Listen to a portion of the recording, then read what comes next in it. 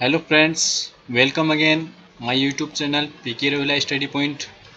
आज मैं आपके सामने कंप्यूटर का दूसरा वीडियो लेके आया हूँ। तो आप इस चैनल पर यदि नए हैं तो कृपया मेरे चैनल को सब्सक्राइब करें, लाइक करें। आज मैं आपको कंप्यूटर की पीढ़ियाँ के बारे में बताऊँगा, जनरेशन ऑफ कंप्यूटर्स। पिछले वीडियो में मैंने बताया था कंप्यूटर को कि कौन कौन सी विशेषताएं हैं और किस प्रकार से कंप्यूटर का विकास हुआ, कंप्यूटर का जो विकास क्रम है वो बताया था। आज मैं आपको कंप्यूटर की पीढ़ियाँ यानी जनरेशन ऑफ कंप्यूटर के बारे में बताऊंगा। जैसा कि आप सभी जानते हो कि पिछले 60-70 वर्षों में इलेक्ट्रॉनिक कंप्यूटर का जब से विकास हुआ है और तो तब से नई नई तकनीकों की वजह से इसमें भी बड़ा ही चेंजेज हुआ है, बड़ा ही परिवर्तन हुआ है। तो इस विकास क्रम को भी हम जो पीढ़ियाँ हैं कंप्यूटर उसको 5 पीढ़ियों में हम विभक्त कर सकते हैं। यानी कंप्यूटर की जो है वो 5 पीढ़ियाँ मानी गई है। प्रथम पीढ़ी कंप्यूटर, प्रथम पीढ़ी कंप्यूटर का जो समय काल है 1942 से 1955 माना गया है। 1942 से 1955। और इलेक्ट्रॉनिक अवयव के रूप में इनमें वैक्यूम ट्यूब का इस्तेमाल होता था। यानी प्रथम पीढ़ी के कंप्यूटरों में इलेक्ट्रॉनिक इक्विपमेंट के रूप में वैक्यूम ट्यूब का इस्तेमाल होता था। बहुत सारी वैक्यूम ट्यूब लगी होती थी। और प्रथम पीढ़ी के जो कंप्यूटर है उनका आकार बहुत ही बड़ा होता था, बहुत ही बड़ा होता था, लगभग 50 फीट से भी बड़ा होता था। यानी बड़े बड़े कमरों जैसा, कमरों का जो आकार होता है उस आकार के ये कंप्यूटर होते थे। यानी उनकी साइज़ है बहुत ही बड़ी होती थी, बहुत ही भारी होते थे। उन्हें एक स्थान से दूसरे स्थान ले जाना बहुत ही मुश्किल होता था, इसलिए उनको लाने ले जाने में काफ़ी समस्या होती थी। तो वो जहाँ पे लगे होते थे वहीं पे उसको स्थापित करना पड़ता था, वहीं से उनका कार्य करना पड़ता था। इनकी जो कार्य करने की गति है वो काफ़ी धीमी थी क्योंकि ये प्रारंभिक कंप्यूटर थे। तो वैक्यूम ट्यूब है वो अधिक ताप के कारण जल जाया करती थी, तो ये भी इनमें एक समस्या थी। और इनमें मशीनी और असेंबली भाषा का प्रयोग हुआ। प्रारंभिक जो कंप्यूटर है प्रथम पीढ़ी की, उनमें केवल मशीनी भाषा और असेंबली भाषा का प्रयोग होता था। ये भाषा कौन सी होती है कंप्यूटर की, मशीनी, असेंबली, इनके बारे में भी आपको बताऊँगा। तो जो मशीनी है और असेंबली भाषा है इनका प्रयोग ही पहली पीढ़ी में होता था। प्रथम पीढ़ी के जो प्रमुख कंप्यूटर हैं उनमें इनिएक है, एडवेक है, एडसेक है, यूनिवेक है। ये सब प्रथम पीढ़ी के कंप्यूटर के नाम हैं। यानी प्रथम पीढ़ी कंप्यूटर है ये इनिवेक, एडवेक, एडसेक और यूनिवेक। अब हम दूसरी पीढ़ी की बात करते हैं। तो दूसरी पीढ़ी के जो कंप्यूटर है उनका जो समय काल है 1955 से 1964 माना गया है। हालांकि दोस्तों ये समय काल के बारे में अलग अलग बुक्स में अलग अलग दे रखा है। तो ये जो मैंने लिया है समय काल, ये जो राजस्थान बोर्ड की किताबें उनमें मान्य है, उस हिसाब से मैंने वही बताया है आपको। तो दूसरी पीढ़ी में के कंप्यूटर में, दूसरी पीढ़ी के जो कंप्यूटर है उनमें इलेक्ट्रॉनिक अवयव के रूप में, हम जो बात करते हैं इलेक्ट्रॉनिक अवयव के रूप में ट्रांजिस्टर का प्रयोग किया गया। यानी वैक्यूम ट्यूब के स्थान पर, जैसे प्रथम पीढ़ी में इलेक्ट्रॉनिक अवयव के रूप में वैक्यूम ट्यूब का इस्तेमाल हमने किया, उसी प्रकार से द्वितीय पीढ़ी में ट्रांजिस्टर का प्रयोग किया गया। ट्रांजिस्टर क्या होता है, आकार में छोटे होते हैं और उनमें कई वैक्यूम ट्यूब की बराबर क्षमता होती है एक ट्रांजिस्टर में। और ट्रांजिस्टर का जो आविष्कार 1947 में हो गया था, विलियम शॉकले ने किया था। ट्रांजिस्टर का आविष्कार 1947 में विलियम शॉकले ने किया था। और दूसरी पीढ़ी के कंप्यूटरों में वो कई प्रकार की प्रोग्रामिंग भाषाएं हैं। जो प्रारंभिक प्रोग्रामिंग भाषाएं हम जैसे बेसिक है, कोबॉल है, फोर्ट्रॉन है, ये सभी प्रमुख कंप्यूटर भाषाएं हैं। दूसरी पीढ़ी में इनका विकास हुआ था। दूसरी पीढ़ी के जो कंप्यूटर है वो आकार में प्रथम पीढ़ी की तुलना में छोटे थे और कार्य करने की उनकी जो क्षमता है वो प्रथम पीढ़ी की तुलना में उनमें सुधार हुआ। यानी जितनी भी पीढ़ियाँ हैं वो एक के ऊपर एक सुधार होता गया उनमें क्रमिक रूप से। तो हम कह सकते हैं कि आकार तो उनका छोटा होता गया और उनकी कार्य करने की गति अधिक होती गई। तो दूसरी पीढ़ी के जो प्रमुख कंप्यूटर है उनमें IBM 17, IBM 400, IBM 1600, हनीवेल 400 से 800 की सीरीज़ है, CDC 3600, ये सभी कंप्यूटर के नाम है, दूसरी पीढ़ी के कंप्यूटर के नाम है। इसलिए आगे चलते हैं हम कंप्यूटर की तीसरी पीढ़ी।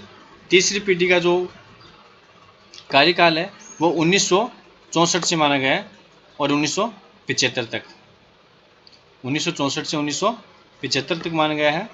इसमें इलेक्ट्रॉनिक अवयव के रूप में एकीकृत परिपथ यानी इंटीग्रेटेड सर्किट आईसी, जिसको हम बोलते हैं आईसी का प्रयोग किया गया। जैसे प्रथम पीढ़ी में वैक्यूम ट्यूब, दूसरी पीढ़ी में ट्रांजिस्टर और तीसरी पीढ़ी में आईसी मतलब इंटीग्रेटेड सर्किट, हिंदी में इसको हम बोलते हैं एकीकृत परिपथ, इनका प्रयोग किया गया। और जो आईसी है इसका आविष्कार टेक्सास इंस्ट्रूमेंट कंपनी के इंजीनियर है जैक किल्बी, तो जैक किल्बी महोदय द्वारा आईसी का आविष्कार किया गया।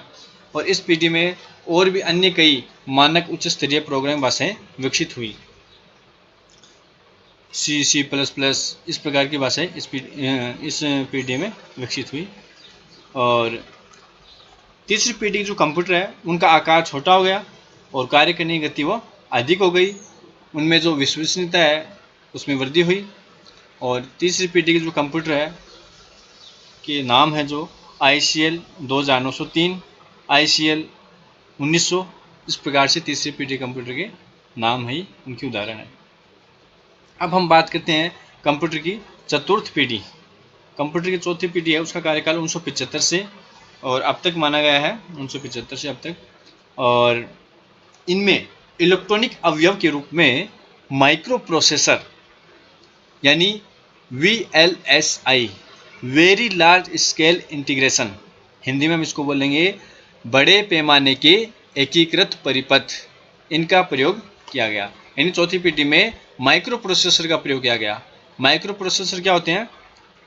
जो आईसी होते हैं, तीसरी पीढ़ी में जो आईसी थी, और माइक्रो प्रोसेसर आईसी में अंतर क्या है? जो माइक्रो प्रोसेसर है वो एक छोटे से चिप पे, एक छोटा सा चिप है, छोटे से जो छोटा टुकड़ा होता है चिप का, उसी पे बहुत सारे लाखों आईसी के बराबर क्षमता होती है इसमें, इसलिए इसको माइक्रो प्रोसेसर कहते हैं।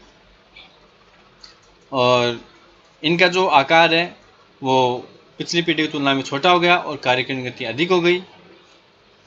चौथी पीढ़ी में जो माइक्रो प्रोसेसर कंप्यूटर होते हैं, डेस्कटॉप कंप्यूटर, लैपटॉप, पॉमटॉप, ये सभी चौथी पीढ़ी कंप्यूटर है।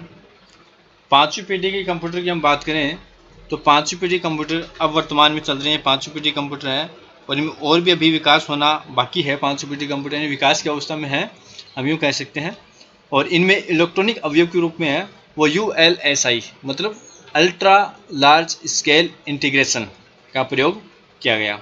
पांचवी पीढ़ी कंप्यूटर ना वो बहुत ही शक्तिशाली होंगे और उच्च तकनीक वाले, हाई टेक्नोलॉजी वाले, हम देखते हैं आए दिन टेक्नोलॉजी आ रही है, तो ये सभी पांचवी पीढ़ी कंप्यूटर है। तो पांचवी पीढ़ी जो कंप्यूटर है वे मानवीय भाषा को समझने में भी सक्षम होंगे, मानवीय भावना को भी समझने में सक्षम होंगे। कहा जाता है किस प्रकार से कंप्यूटर आएंगे जो मानवीय भाषा को समझ लेंगे, और इसमें इसके लिए कृत्रिम बुद्धिमत्ता यानी आर्टिफिशियल इंटेलिजेंस, जिसको हम बोलते हैं AI, उसका प्रयोग किया जाएगा।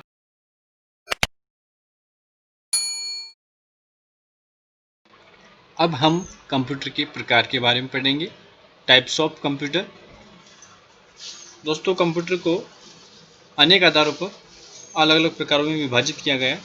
सबसे पहले हम आकार के आधार पर कंप्यूटर का वर्गीकरण पढ़ेंगे। Types of computer on the basis of size, आकार के आधार पर। तो आकार के आधार पर कंप्यूटर को 4 भागों में विभाजित किया गया है, यानी आकार के आधार पर कंप्यूटर 4 प्रकार के होते हैं।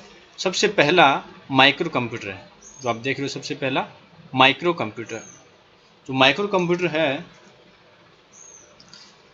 जिनमें माइक्रो प्रोसेसर लगा होता है वो माइक्रो कंप्यूटर होते हैं। हमारे सामान्य दैनिक जीवन में, बैंकों में ये काम आने वाले जो कंप्यूटर है ये माइक्रो कंप्यूटर है। घरेलू कार्यालयों में काम आने वाले सभी कंप्यूटर ये माइक्रो कंप्यूटर है। जिनमें माइक्रो प्रोसेसर होता है उनको माइक्रो कंप्यूटर कहते हैं। और डेस्कटॉप कंप्यूटर है, जैसे लैपटॉप है, पामटॉप है, ये सभी माइक्रो कंप्यूटर की ही श्रेणियां हैं। अगला कंप्यूटर है मिनी कंप्यूटर। मिनी कंप्यूटर है वो आकार में माइक्रो कंप्यूटर से बड़े होते हैं और जो रेफ्रिजरेटर होते हैं उनके समान होते हैं, उनके आकार के होते हैं, और इनका प्रयोग उद्योग धंधों में और कारखानों में इनका प्रयोग किया जाता है।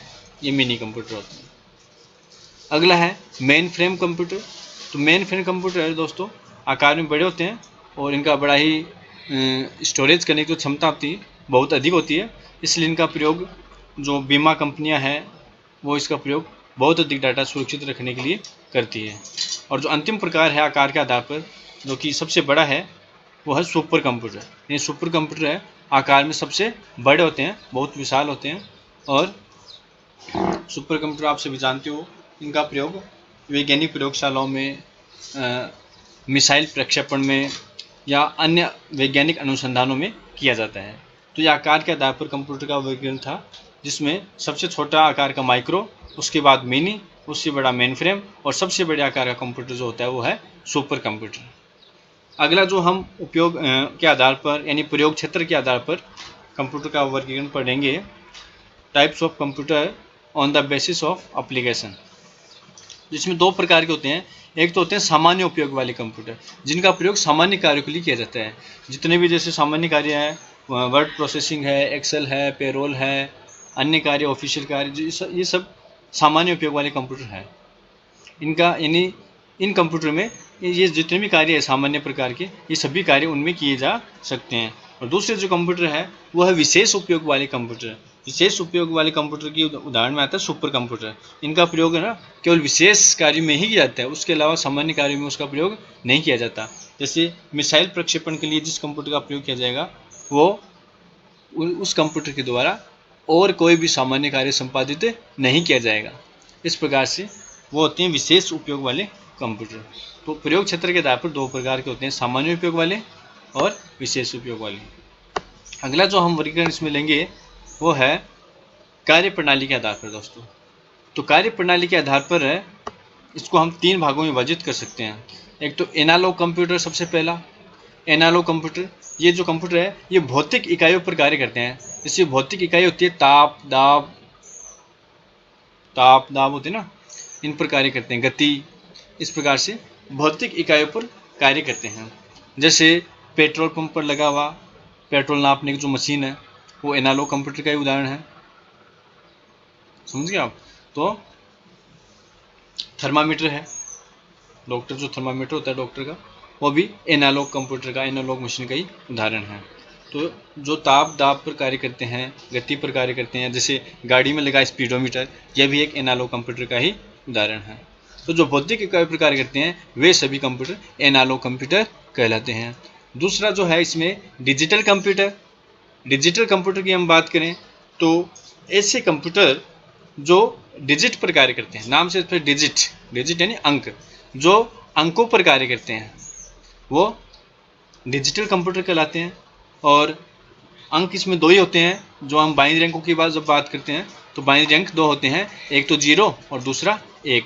तो ऐसे कंप्यूटर जो बाइनरी अंकों यानी 0 और 1 पर कार्य करते हैं वो डिजिटल कंप्यूटर कहलाते हैं। और तीसरा जो इसमें प्रकार है कार्य प्रणाली के आधार पर, हाइब्रिड कंप्यूटर। हाइब्रिड का अर्थ आप जानते हो मिश्रित होता है, मिश्रण। तो ये इन दोनों का मिश्रण है, यानी ऐसे कंप्यूटर जिसमें एनालॉग कंप्यूटर तथा डिजिटल कंप्यूटर दोनों के गुण होते हैं, दोनों की विशेषताएं शामिल होती है, ऐसे कंप्यूटर हाइब्रिड कंप्यूटर कहलाते हैं। ऐसे कंप्यूटर का उपयोग अधिकतर चिकित्सा कार्यों में किया जाता है। सीटी स्कैन वगैरह, रोगी की जांच करने के लिए जो मशीन होती है वो अधिकतर हाइब्रिड कंप्यूटर का ही उदाहरण होती है। तो दोस्तों इस प्रकार से आज हमने कंप्यूटर की 5 पीढ़ियाँ और कंप्यूटर के प्रकार, विभिन्न आधारों पर कंप्यूटर के प्रकार हमने पढ़ा। उम्मीद करता हूँ आपको वीडियो अच्छा लगा होगा। तो कृपया मेरे चैनल को लाइक करें, वीडियो को लाइक करें, कमेंट करें और चैनल को सब्सक्राइब करें। जय हिंद।